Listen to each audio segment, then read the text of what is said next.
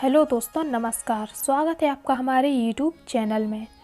दोस्तों, सोमवार के व्रत में ज़रूर सुनें ये कथा, मिलेगी शिव पार्वती की असीम कृपा। तो दोस्तों, यह कहानी आपके लिए बहुत ही ज़्यादा ज़रूरी है, इसलिए कहानी को बीच में अधूरा ना छोड़ें, कहानी को लास्ट तक ज़रूर सुनें। सोमवार का दिन शंकर भगवान को समर्पित होता है। आज के दिन भक्त भोलेनाथ को प्रसन्न करने के लिए विशेष पूजा अर्चना करते हैं।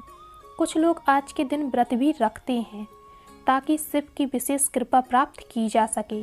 बाबा भोलेनाथ के आशीर्वाद के लिए आप भी सोमवार का व्रत कर रहे हैं तो शिव व्रत कथा को पढ़कर या सुनकर इस उपवास को पूरा करें। तो चलिए दोस्तों, शुरू करते हैं। नारद पुराण के अनुसार सोमवार व्रत में व्यक्ति को प्रातः स्नान करके शिव जी को जल और बेलपत्र चढ़ाना चाहिए तथा शिव गौरी की पूजा करनी चाहिए। शिव पूजन के बाद सोमवार व्रत कथा सुननी चाहिए। इसके बाद केवल एक समय ही भोजन करना चाहिए। साधारण रूप से सोमवार का व्रत दिन के तीसरे तक होता है, मतलब शाम तक रखा जाता है। सोमवार व्रत 3 प्रकार का होता है: प्रति सोमवार व्रत, सौम्य प्रदोष व्रत और 16 सोमवार का व्रत। इन सभी व्रतों के लिए एक ही विधि होती है। तो चलिए दोस्तों, शुरू करते हैं सोमवार व्रत की कथा। एक समय की बात है, किसी नगर में एक साहूकार रहता था। उसके घर में धन की कोई कमी नहीं थी, लेकिन उसकी कोई संतान नहीं थी। इस कारण वह बहुत दुखी था। पुत्र प्राप्ति के लिए वह प्रत्येक सोमवार व्रत रखता था और पूरी श्रद्धा के साथ शिव मंदिर जाकर भगवान शिव और पार्वती जी की पूजा करता था। उसकी भक्ति देखकर एक दिन माँ पार्वती प्रसन्न हो गईं और भगवान शिव से उस साहूकार की मनोकामना पूर्ण करने का आग्रह किया।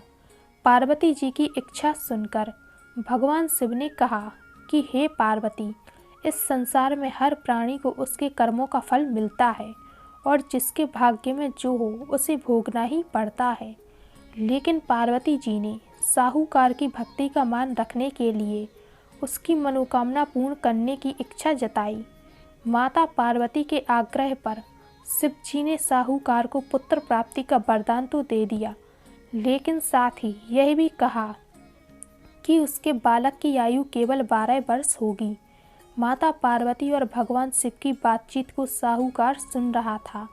उसे ना तो इस बात की खुशी थी और ना ही दुख था। वह पहले की भांति शिव जी की पूजा करता रहा।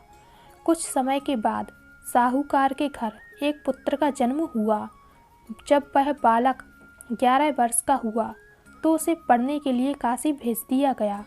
साहूकार ने पुत्र के मामा को बुलाकर उसे बहुत सारा धन दिया और कहा कि तुम इस बालक को काशी विद्या प्राप्ति के लिए ले जाओ और मार्ग में यज्ञ कराना। जहाँ भी यज्ञ कराओ वहाँ ब्राह्मणों को भोजन कराते और दक्षिणा देते हुए जाना। दोनों मामा भांजे इसी तरह यज्ञ कराते और ब्राह्मणों को दान दक्षिणा देते काशी की ओर चल पड़े। रात में एक नगर पड़ा जहाँ नगर के राजा की कन्या का विवाह था, लेकिन जिस राजकुमार से उसका विवाह होने वाला था वह एक आंख से काना था। राजकुमार के पिता ने अपने पुत्र के काना होने की बात को छुपाने के लिए एक चाल सोची। साहूकार के पुत्र को देखकर उसके मन में एक विचार आया। उसने सोचा, क्यों ना इस लड़के को दूल्हा बनाकर राजकुमारी से विवाह करा दूं। विवाह के बाद इसको धन देकर विदा कर दूंगा और राजकुमारी को अपने नगर ले जाऊंगा। लड़के को दूल्हे के वस्त्र पहनाकर राजकुमारी से विवाह कर दिया गया, लेकिन साहूकार का पुत्र ईमानदार था। उसे यह बात न्याय संगत नहीं लगी। उसने अवसर पाकर राजकुमारी की चुन्नी के पल्ले पर लिखा कि तुम्हारा विवाह तो मेरे साथ हुआ है, लेकिन जिस राजकुमार के संग तुम्हें भेजा जाएगा वह एक आंख से काना है। मैं तो काशी पढ़ने जा रहा हूँ। जब राजकुमारी ने चुन्नी पर लिखी बातें पढ़ीं तो उसने अपने माता पिता को यह बात बताई। राजा ने अपनी पुत्री को विदा नहीं किया, जिससे बारात वापस चली गई। दूसरी ओर साहूकार का लड़का और उसका मामा काशी पहुँचे और वहाँ जाकर उन्होंने यज्ञ किया। जिस दिन लड़के की आयु 12 साल की हुई उसी दिन यज्ञ रखा गया। लड़के ने अपने मामा से कहा कि मेरी तबीयत कुछ ठीक नहीं है। मामा ने कहा कि तुम अंदर जाकर सो जाओ। शिव जी के वरदान अनुसार कुछ ही देर में उस बालक के प्राण निकल गए। मृत भांजे को देख उसके मामा ने विलाप शुरू किया। संयोगवश उसी समय शिवजी और माता पार्वती उधर से जा रहे थे। पार्वती ने भगवान से कहा, स्वामी, मुझे इसके रोने के स्वर सहन नहीं हो रहा। आप इस व्यक्ति के कष्ट को अवश्य दूर करें।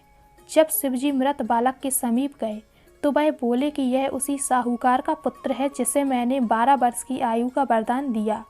अब इसकी आयु पूरी हो चुकी है। लेकिन मृत भाव से विभोर माता पार्वती ने कहा कि हे महादेव, आप इस बालक को और आयु देने की कृपा करें, अन्यथा इसके वियोग में इसके माता पिता भी तड़प तड़प कर मर जाएंगे। माता पार्वती के आग्रह पर भगवान शिव ने उस लड़के को जीवित होने का वरदान दे दिया। शिव जी की कृपा से वह लड़का जीवित हो गया। शिक्षा समाप्त करके लड़का मामा के साथ अपने नगर की ओर चल दिया। दोनों चलते हुए उसी नगर में पहुँचे जहाँ उसका विवाह हुआ था। उस नगर में भी उन्होंने यज्ञ का आयोजन किया। उस लड़के के ससुर ने उसे पहचान लिया और महल में ले जाकर उसकी खातिरदारी की और अपनी पुत्री को विदा किया। इधर साहूकार और उसकी पत्नी भूखे प्यासे रहकर बेटे की प्रतीक्षा कर रहे थे। उन्होंने प्रण कर रखा था कि यदि उन्हें अपने बेटे की मृत्यु का समाचार मिला तो वह भी प्राण त्याग देंगे। परंतु अपने बेटे के जीवित होने का समाचार पाकर वह बेहद प्रसन्न हुए। उसी रात भगवान शिव ने व्यापारी के स्वप्न में आकर कहा, हे श्रेष्ठी, मैंने तेरे सोमवार के व्रत करने और व्रत कथा सुनने से प्रसन्न होकर तेरे पुत्र को लंबी आयु प्रदान की है। इसी प्रकार जो कोई सोमवार व्रत करता है या कथा सुनता और पढ़ता है, उसके सभी दुख दूर होते हैं और समस्त मनोकामनाएं पूर्ण होती हैं। उम्मीद है दोस्तों कि आपको हमारे द्वारा सुनाई गई यह सोमवार व्रत कथा बहुत ज़्यादा पसंद आई होगी। तो वीडियो को लाइक करके चैनल को सब्सक्राइब जरूर करें और कमेंट बॉक्स में हर हर महादेव जरूर लिखें।